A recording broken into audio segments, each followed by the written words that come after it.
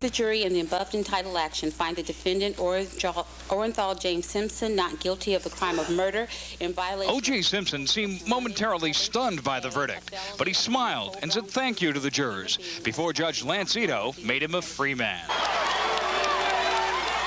Thousands of people jammed the streets outside the courthouse. Most of them, apparently Simpson supporters, could hardly contain their joy.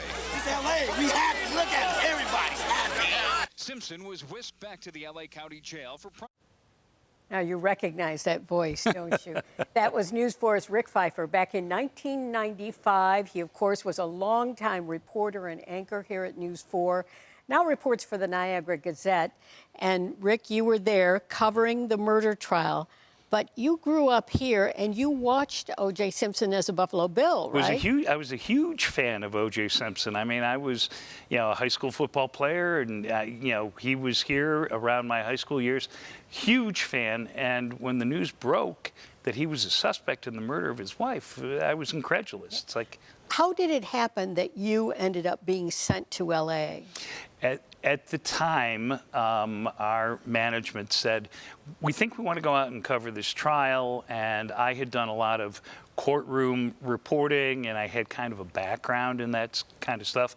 So they went to Steve Beauchamp, longtime photographer, and I, and asked us to go out there. Godsend to have Steve out there, not only a great photographer, but fast. Yes, and you needed that because things happened very quickly. So describe the atmosphere out in L.A. It was like a circus, frankly. We, at least on the, it was the first media trial. All the defense attorneys were celebrities.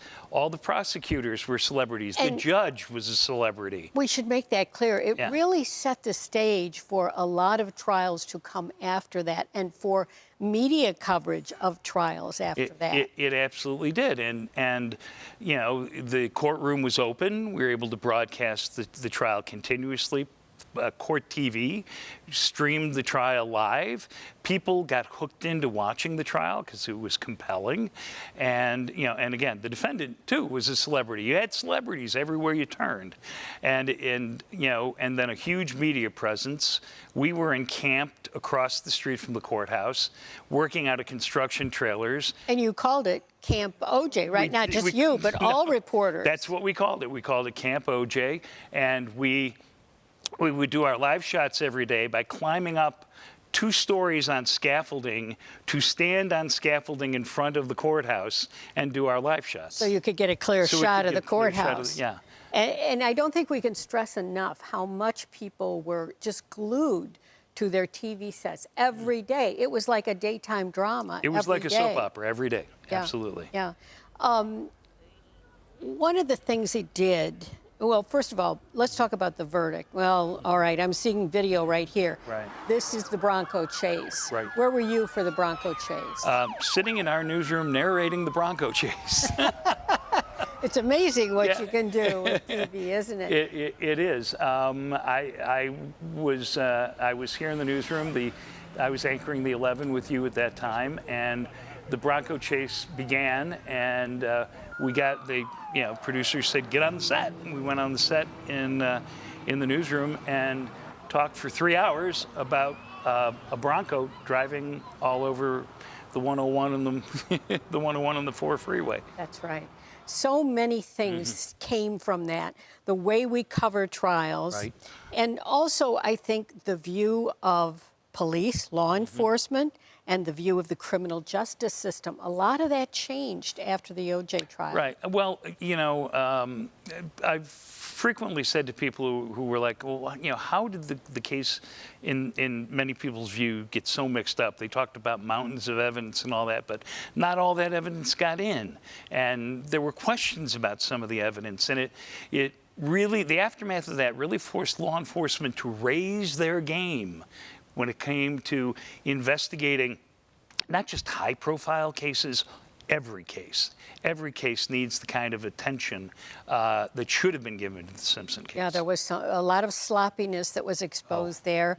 And, of course, the question of racism, too. That really started a divide in this country in terms of viewing the criminal justice system. There was a whole discussion as to whether the case would be tried in Brentwood or downtown Los Angeles, based on the jury. And we had Paul Cambria on a little bit earlier in this newscast who said they opted for Downtown. an inner city, downtown jury, and took that into great consideration there. When the verdict came in, where were you, and describe what was happening around you? Okay, Steve was outside in the crowd because we wanted to get the video. I was in the trailer watching the live feed from inside the courtroom. It was more efficient, believe it or not, for us not to be in the courtroom because we didn't have to deal with the crowds. And, you know, so I sat in the trailer and watched the verdict be read. And you could hear, as soon as the first not guilty, you could hear the noise outside. It was just this loud building crescendo of people cheering. And these were people who came into that media area. Right. They wanted to be on TV, and they wanted to show their reaction. The entire Camp OJ was surrounded by the public, and you know, there was a lot of celebration among the people who were there, cheering, people hugging and crying.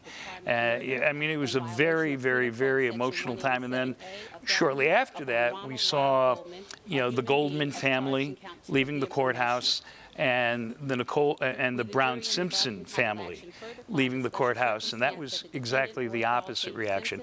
Great sorrow and heartache. Sure, a lot of that. So as we close here, Rick, as you look back on that trial, the experience, and your knowledge of OJ in this community, what are your thoughts? It is such an American tragedy.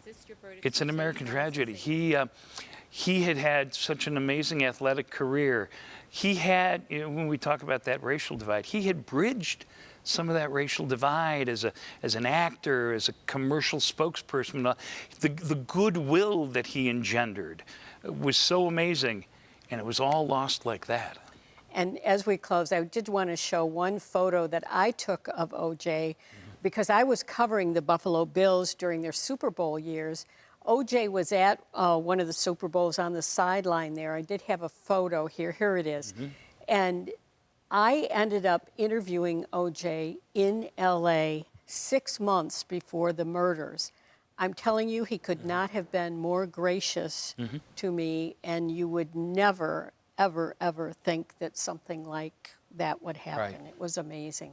An amazing time for all of us in the news business here. Thank you, Rick Pfeiffer, so Happy to much. be here. We're happy to have you back, always. It's nice to come back. Always.